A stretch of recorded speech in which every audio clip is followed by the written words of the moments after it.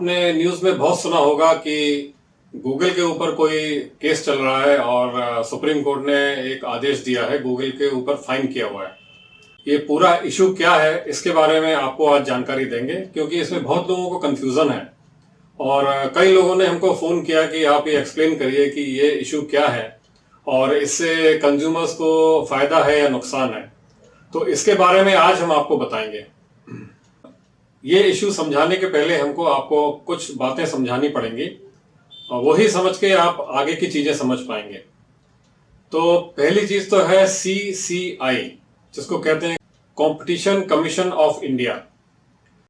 CCI का काम ये होता है कि देश में हेल्दी कंपटीशन को प्रोत्साहन करें।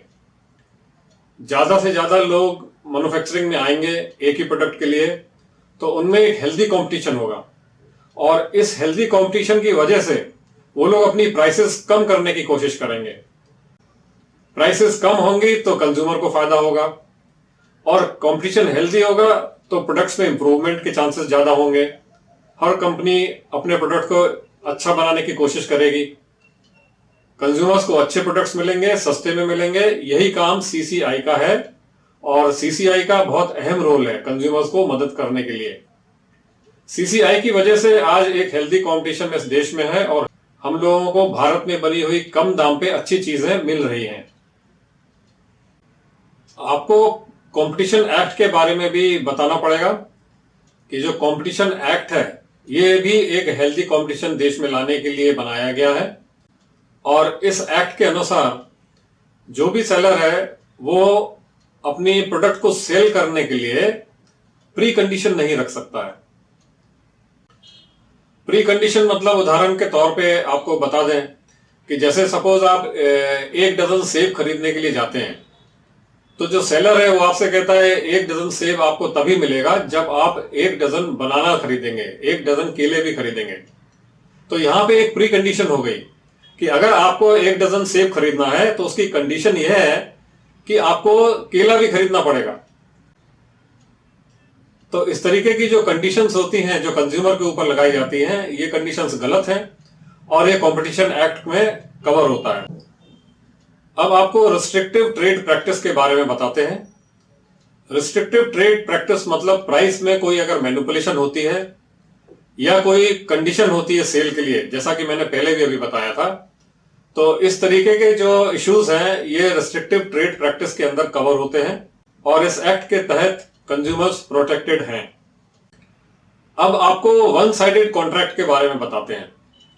वन साइडेड कॉन्ट्रैक्ट क्या होता है? वन साइडेड कॉन्ट्रैक्ट का एक मैं आपको एग्जांपल दे सकता हूं कि जैसे कभी आप अगर कोई फ्लैट खरीदने गए बिल्डर से, तो बिल्डर ने एक टर्म रखा कि अगर आप अपने इंस्टॉलमेंट्स, पेमेंट के जो इंस्टॉलमेंट्स हैं अगर आप देरी से देते हैं तो उस ड्यूरेशन के लिए आपके ऊपर 8% का इंटरेस्ट लगाया जाएगा। तो बिल्डर ने आपके ऊपर एक कंडीशन क्या लगा दी कि अगर आपका पेमेंट लेट आता है तो आपको 8% इंटरेस्ट देना पड़ेगा। लेकिन अगर बिल्डर खुद फ्लैट की डिलीवरी लेट करता है तो उस पर उसने कोई कंडीशन नहीं लगाई। तो बिल्डर फ्लैट को लेट आपको दे सकता है लेकिन आपका पेमेंट लेट एक्सेप्ट नहीं कर सकता। तो ये एक वन साइडेड कॉन्ट्रैक्ट हो गया, मतलब इसमें जो सारी चीजें हैं वो बिल्डर के फेवर में है और कंज्यूमर के अगेंस्ट में है। तो इसी तरीके का कॉन्ट्रैक्ट जो एक पार्टी के फेवर में होता है और दूसरे पार्टी के लिए नुकसानदायक होता है, ऐसे कॉन्ट्रैक्ट या एग्रीमेंट को वन साइडेड कॉन्ट्रैक्ट बोलते हैं। अब आपको NCLT के बारे में बताते हैं। इस संस्था का हेड ऑफिस दिल्ली में है और 16 ब्रांचेस हैं इंडिया में जहां से आप डायरेक्टली इनको कॉन्टैक्ट कर सकते हैं। NCLT एक क्वासी जुडिशियल बॉडी है जिसका काम होता है कि कोई भी कंप्लेंट हो अगर कंपनीज के अगेंस्ट में या कंपनीज का कोई डिस्प्यूट हो तो वो NCLT के अंदर आता है।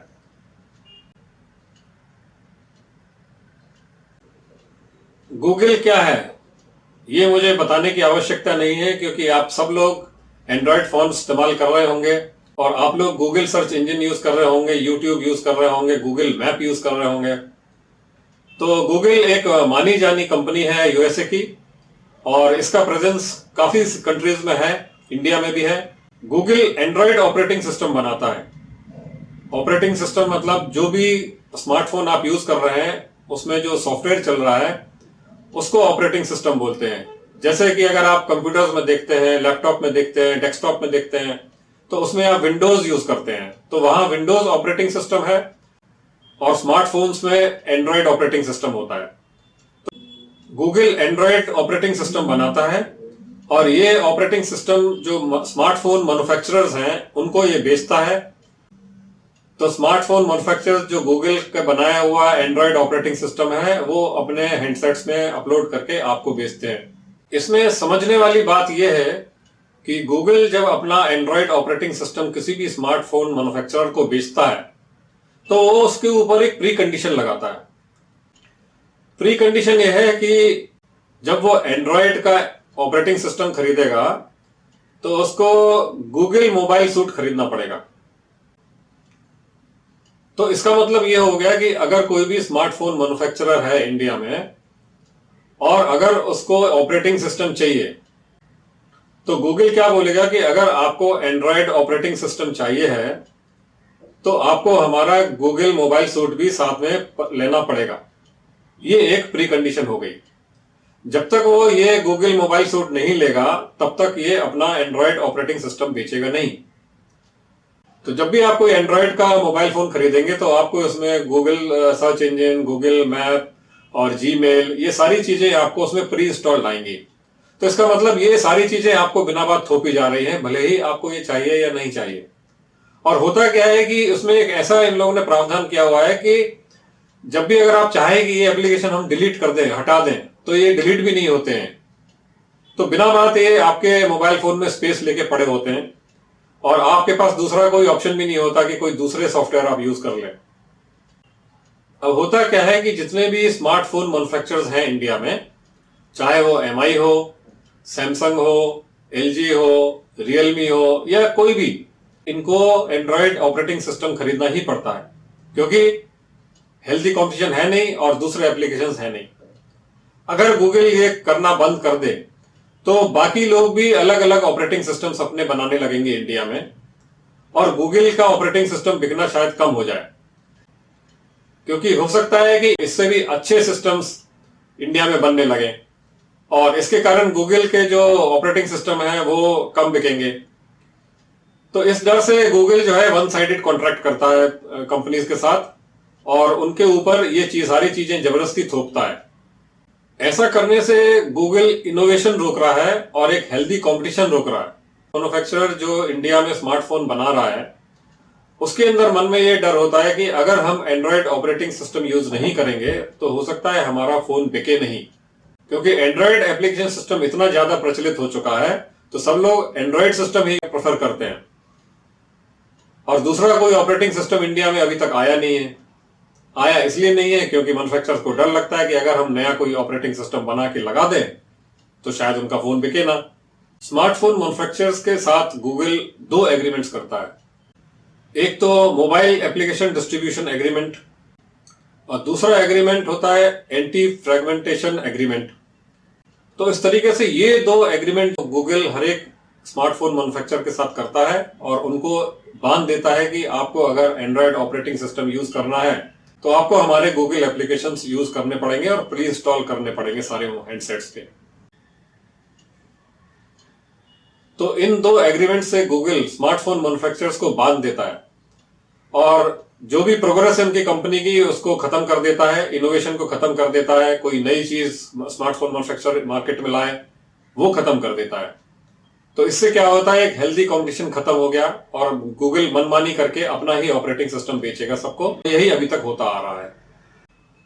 और अगर हिम्मत करके भी कोई एक स्टार्टअप कंपनी या कोई यंग एंटरप्रेन्योर कोई नया ऑपरेटिंग सिस्टम स्मार्टफोन के लिए बनाता भी है या कोई भी एप्लीकेशन बनाता है तो गूगल के कंपटीशन में उसको आना पड़ता है। इसमें क्या होता है कि कोई भी अगर आप एप्लीकेशन बनाते हैं तो प्ले स्टोर के थ्रू ही बिकेगा और प्ले स्टोर का ओनर गूगल है। तो अगर उसको लगता है कि कोई एक अच्छा एप्लीकेशन किसी ने बना दिया है तो वो उसको सर्च इंजन में ऐसा सेट करता है कि वो कभी किसी को दिखेगा ही नहीं। तो इससे क्या होता है कि अगर जो अच्छा एप्लीकेशन बना भी रहा है तो उसको कोई प्रोत्साहन नहीं मिल रहा है और उसका एप्लीकेशन बिकेगा भी नहीं, क्योंकि वो प्ले स्टोर में कहीं किसी को दिखेगा भी नहीं। तो गूगल के अगेंस्ट में बहुत सारी complaints competition commission of India के पास आ रही थी। तो जब उसने मैटर इन्वेस्टिगेट किया तो गूगल के ऑपरेशंस में काफी सारे डिफेक्ट्स पाए गए। पहला डिफेक्ट तो था रिस्ट्रिक्टिव ट्रेड प्रैक्टिस, कि गूगल प्री कंडीशन रख रहा है अपना सॉफ्टवेयर बेचने के लिए और मैन्युफैक्चरर्स की फ्रीडम खत्म कर रहा है, हेल्दी कंपटीशन खत्म कर रहा है। दूसरा, वन साइडेड एग्रीमेंट। गूगल जो है वन साइडेड एग्रीमेंट करता है मैन्युफैक्चरर्स के साथ और इसमें गूगल अपने ही फायदे की सारी चीजें लिखता है, मैन्युफैक्चरर की फायदे की चीजें बहुत ही कम होती हैं। तो इस तरीके से जो भी कॉन्ट्रैक्ट गूगल कर रहा है मैन्युफैक्चरर के साथ, ये वन साइडेड कॉन्ट्रैक्ट होता है। तो गूगल ने सेक्शन 4(2) जो कॉम्पिटिशन एक्ट का है उसका वायलेशन किया हुआ है। तो गूगल के ऊपर 1337.6 करोड़ रुपीस का फाइन किया गया। ये फाइन सीसीआई ने किया गूगल के ऊपर। गूगल सीसीआई के इस डिसीजन से खुश नहीं था क्योंकि उसके ऊपर फाइन किया गया।